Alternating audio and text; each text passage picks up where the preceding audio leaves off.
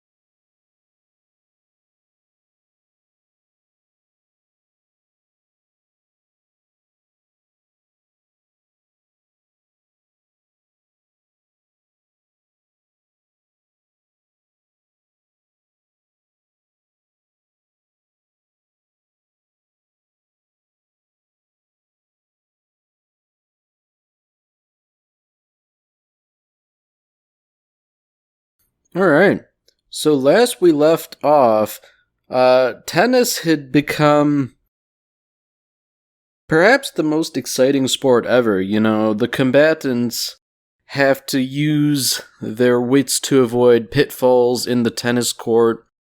You know, various teams in tennis are using rocket-powered rackets, or they're just roiding up, you know.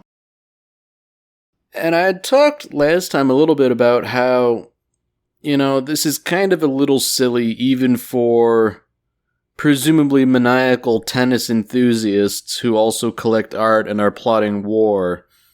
But, you know, I do enjoy it, if for no other reason than it's really just kind of exciting. So it seems that there really is nothing that's out of bounds here. You know, they're messing with the court itself, they're adjusting the height of the net. I mean, it's not like it really matters in the long run. Lloyd and Fiona are able to sort of overcome really any obstacle that's put in front of them.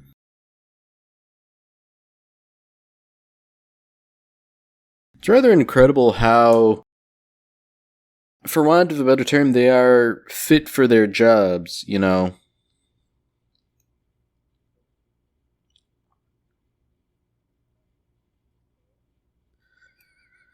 So it's interesting that Fiona is having so much fun here that she is almost willing to sort of artificially extend the mission by losing. So, you know, we really just have to drive the point home that nobody knows what anybody else is thinking by Twilight immediately jumping to the wrong conclusion that, you know, she's thinking about how to end this as swiftly and as efficiently as possible, when that's really the exact opposite of what's going on. You know, that's kind of a theme, really. Everybody basically jumps to the wrong conclusion with absolute certainty. Now, it seems to me that having, like, a sniper, like, considering all the other stuff they do and how comparatively high-tech it is, it seems like this is a little bit on the nose. I mean, nevertheless, it seemed to have worked.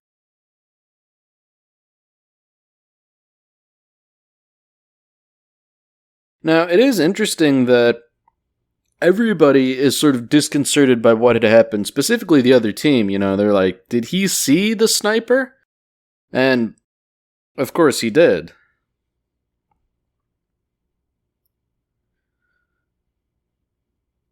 So it's really interesting the lengths they'll go to getting rubber bullets and painting them the same color as the court so as to remain inconspicuous.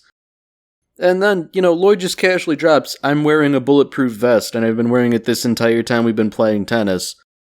I don't know much about bulletproof vests. I know they sort of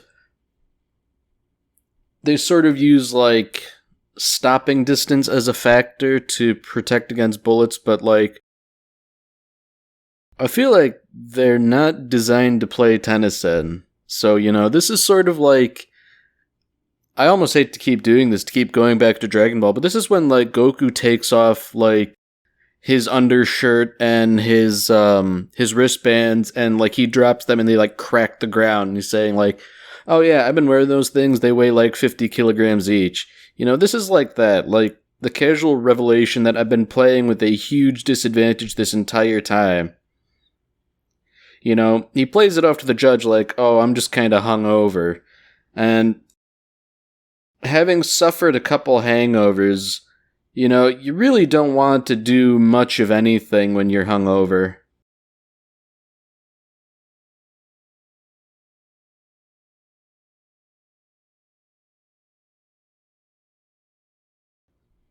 So this is interesting. They really need to pull out all the stops to knock Lloyd and Fiona off their game, messing with the court, the net, creating crosswinds, trying to snipe them.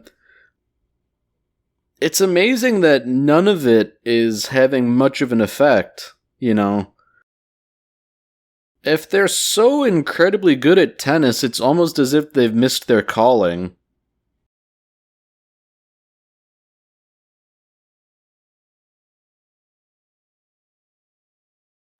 It really is incredible. It's Lloyd and Fiona against like half a dozen people in addition to their two opponents in tennis, and they're still, at the very least,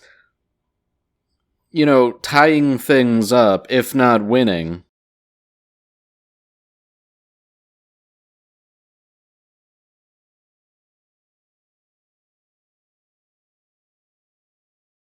Now that's gotta be a pretty incredible feat of physics to be able to not only return the ball like that, but also to deflect a little rubber bullet. It's like, I don't know, based on the way he hit it, I feel like, I don't know, I'd have to work out the problem with like conservation of momentum, but I feel like it wouldn't have nearly the power it did having been shot out of a gun.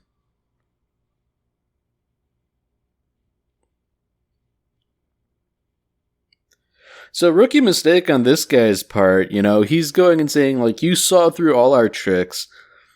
Like, dude, don't admit to cheating. I mean, I guess it shows that he has some small degree of honor, that having been trounced, he's, moved by it.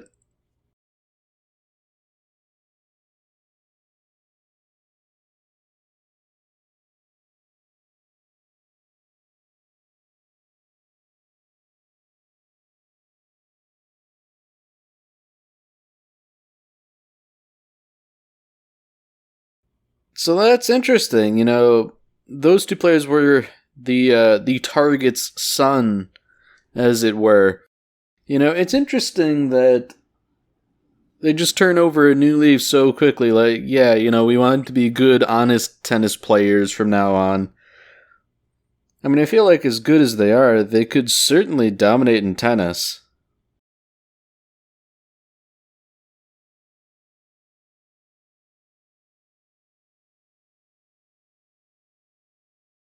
So, as always, there's bound to be a complication. They want that painting, The Lady in the Sun, but then Mr. Campbell says, oh, sorry, I'm not willing to give that away.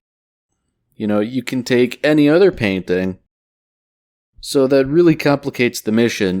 They need that painting. That's the one with the intelligence in it. So, I guess they're just gonna have to do it the old-fashioned way and steal it. Not that, that's beyond them or anything, but the whole point of going in disguise is so you wouldn't have to rob him.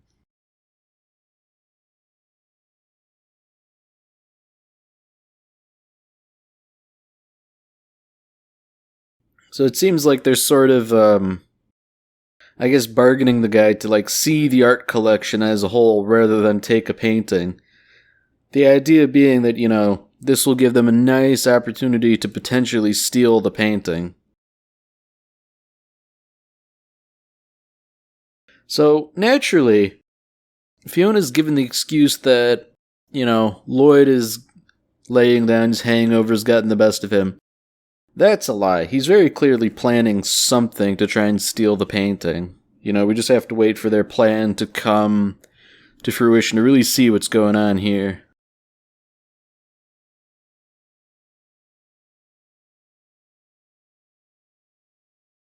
So this guy's handling the painting.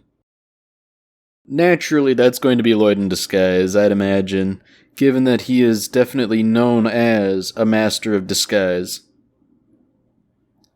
It would seem as though that Campbell here had made a deal to give the painting to someone else.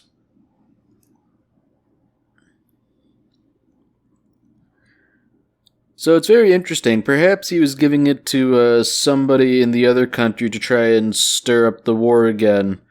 Or maybe, he was just doing it for money, who really knows. But it would seem as though Lloyd and Fiona got the better of him one way or another.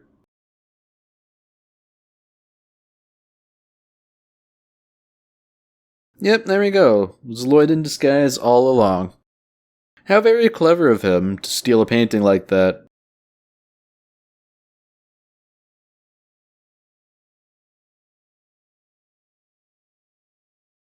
I guess they did have to keep up appearances by actually taking some of the art, even if it doesn't really appeal to them.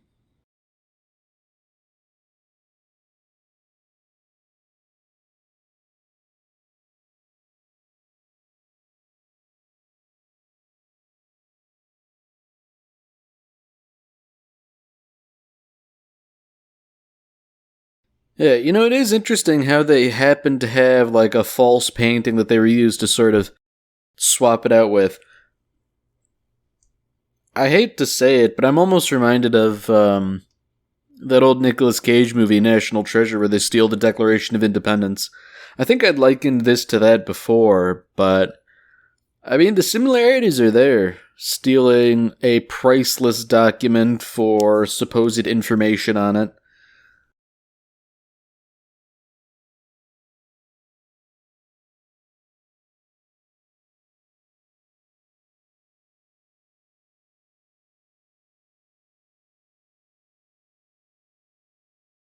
Okay, so, as always, they're sort of butting heads over things, but they don't really know the true nature of what's going on here. Fiona just wants to spend time with him and fantasize. Lloyd is actually playing to the mission here, I am Lloyd Forger, husband and father, If people get the wrong idea about our working relationship, that'll complicate my other job, which will be bad for the country, so, play along here.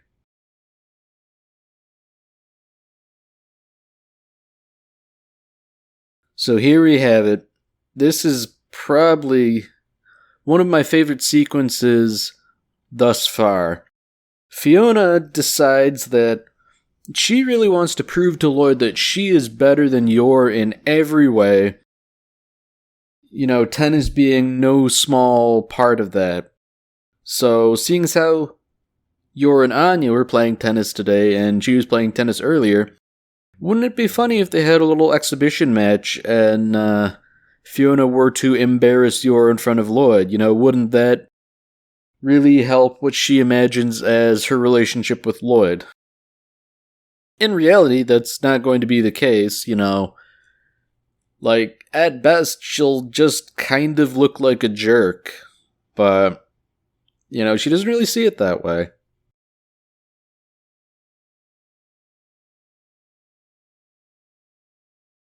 So here we go. She's saying, oh, you must be quite a tennis player. And, she's very clearly trying to pick on somebody who she thinks is less skilled.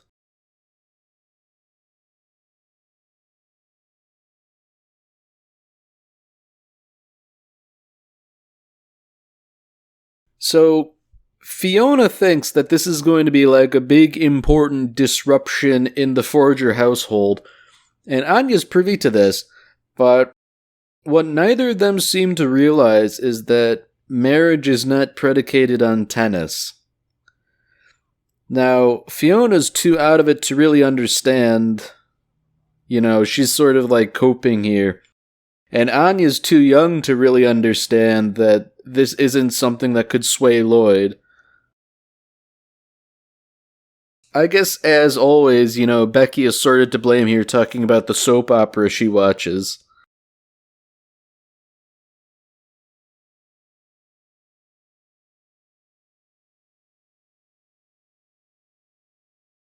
I mean, I guess in a way, Anya makes a fair bit of sense here. This is basically just like a real life soap opera, so, it is kind of understandable that you'd find it exciting when you're watching it firsthand. Although, to be fair, these are rather extreme circumstances with a spy who's madly in love with the first spy, and an assassin. I feel like that's almost the start of a joke here. Two spies and an assassin walk into a tennis court. Something like that.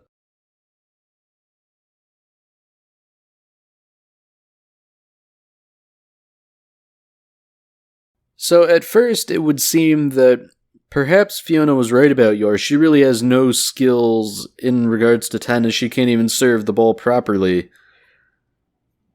But as it turns out, Yor, as with a lot of things she does, is just too monstrously strong to do it properly, With a knife, she chopped through the cutting board. Now with the tennis racket, she's dicing up the ball.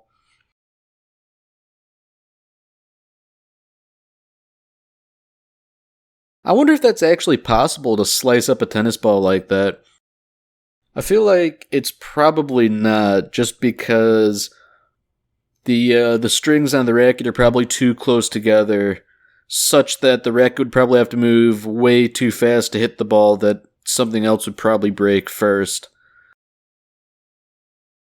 So, it turns out that when Yor actually does serve, at least gentle enough to not destroy the ball or the racket, it turns out that she is a monstrous server, And I think this little scene sort of proves here that Fiona really just can't help herself, because that ball was going to go out of bounds, but Fiona, in her vanity, sort of has to prove that she's better to Lloyd, so naturally that means she has to volley the serve, but I don't really think something like that's possible for a mere human.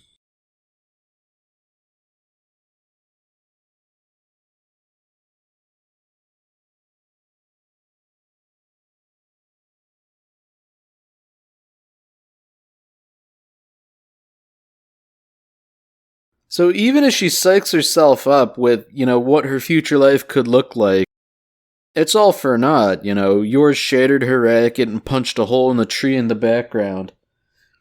There was no possibility that Fiona could have done anything.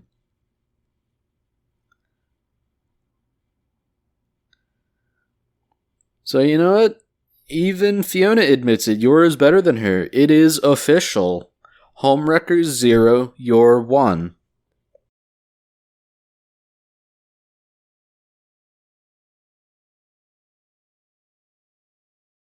I think it's a nice little touch that she managed to maintain her composure just long enough to slam her foot on the gas and peel out. Oh dear. That really just puts Lloyd in a bad situation here. It's like, oh yeah, my coworker's just passionate about tennis. Ha ha ha. I'm sure there's going to be all sorts of talk around the water cooler about what had happened.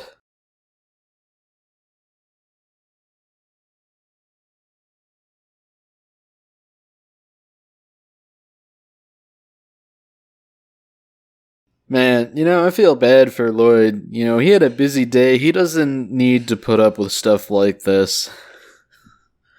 But I guess that's part of what he got as a result of this job. He has to put up with stuff like this. I mean, I guess that's why he's putting milk in his coffee, because his stomach is already perpetually upset.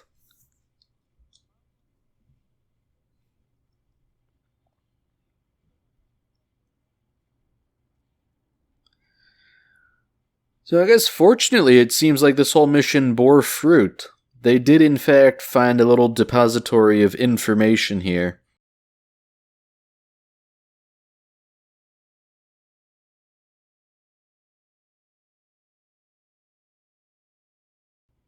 So, unfortunately, this top secret, very important information are in fact, I guess, pictures of beautiful young actresses.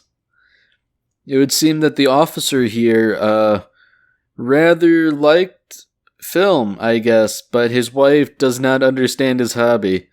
So, oh dear.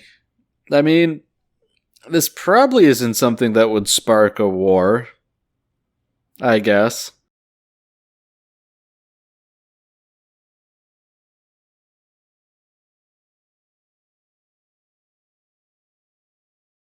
So he's saying that some of these photos could reignite conflict, but I can't say I agree necessarily. I'm sure it would just be conflict between husband and wife.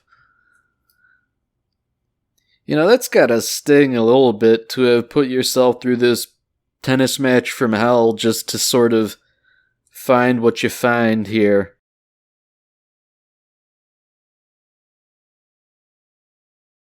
Alright, so that's an interesting theory being posited here that some of the opposing officers went to one of these shows that his wife was none too happy about. So, they have to keep records of that a secret too, lest his wife find out. Peace between the East and West be damned.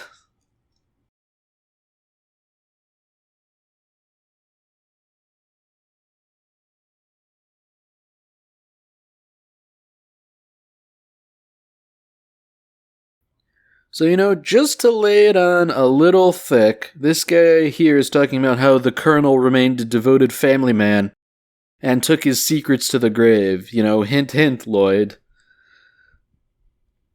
It must be difficult to maintain a family, Lloyd says, as if he doesn't have first-hand experience. Sometimes foreshadowing is relatively subtle, but I do believe that the author here is being rather straightforward with saying, hey, Lloyd, you might want to settle down and actually have a family at some point.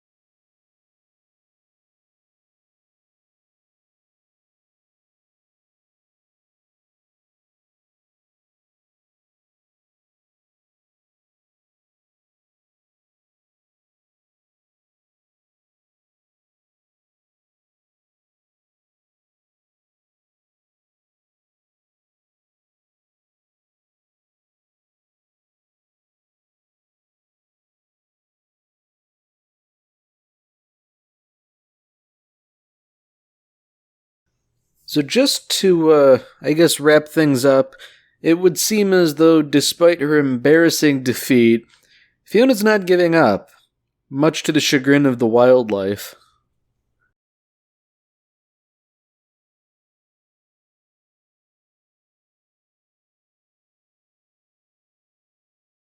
Alright, well that's it for this episode. If you've enjoyed it, then by all means, tune in for the next one. See you, Space Cowboy.